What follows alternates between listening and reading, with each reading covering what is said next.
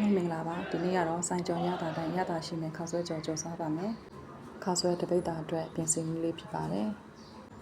အရင်ဆုံးအသီးရွက်များကိုအဆင်ပြေသလိုပြင်ဆင်ထားပါမယ်ကျွန်မကတော့ကော်ဖီရဲ့ဥနီရဲ့ရွှေပဲသီးရဲ့သုံးထားပါတယ်အရင်ဆုံးကြက်ရင်လုံးသားလေးရဲ့ကြက်ဥလေးလုံးရဲ့ကိုကလောက်ထားပါမယ်ခောက်ဆွဲတပိတ်တာအတွက်ပန်းငပြားရဲ့အနောက်ရဲ့ကြက်သားမှုရဲ့ကိုနယ်ထားပါမယ်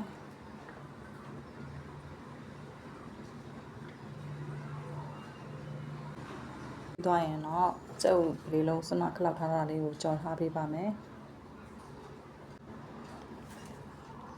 ကြက်ဥလေးလုံးကြော်ပြီးတဲ့အခါကျရင်ကြက်ဥကိုဆယ်ထားပြီးတော့ပကံလေးနဲ့ခဏထည့်ထားမယ်ပြီးသွားရင်တော့အသင်လေးထားတဲ့ကြက်သွန်ဖြူလေးကိုစီတက်မယ်ကြက်သွန်ဖြူလေးရောင်လွှမ်းလာရင်တော့အသင်လေးထားတဲ့ကြက်သားအတုံးလေးကိုထည့်ပြီးတော့စီတက်ပါမယ်ကြက်သားလေးတွေအရောင်ပြောင်းတဲ့အထိအကျက်ညီတဲ့အထိစီတက်ပေးထားပေးပါမယ်ကြက်သားလေးလည်းအရောင်မြည်ပြီးဆိုရင်တော့ဆနပြီးချထားတဲ့အပီးရွက်လေးတွေကိုထည့်မယ်ထည့်ပြီးတော့တမအနှွေမယ်အရာသားအတွက်ကတော့ခရူးစီရဲ့ပန်းငပြားရဲ့အနောက်ရဲ့တကြားရဲ့စားရဲ့ကြက်သားမုတ်ရဲ့ထည့်ပြီးတော့မှုပြီးတော့ထားပါမယ်အသီးရွက်လေးတွေအရောင်နှမ်းတဲ့ထိထည့်ကြော်ထားပေးပါမယ်အသီးရွက်လည်းအရောင်နှမ်းလာပြီဆိုရင်တော့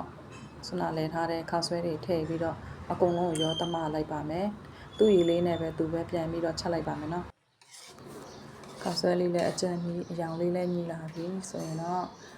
တမမယ်အပေါ်အောက်သူ့ရေလေးနဲ့သူနဲ့ပဲအပေါ်အောက်တမလိုက်ပါမယ်ခောက်ဆွဲလေးတွေနူးရထိထည့်မယ်ပြီးသွားရင်တော့အစနာကြော်ထားတဲ့ကြက်ဥလေးကိုတေးသေးညှက်ထည့်မယ်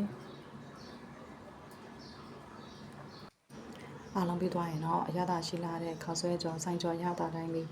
စားရမယ်ခောက်ဆွဲကြော်လေးရပါပြီအားလုံးကျေးဇူးတင်ပါတယ်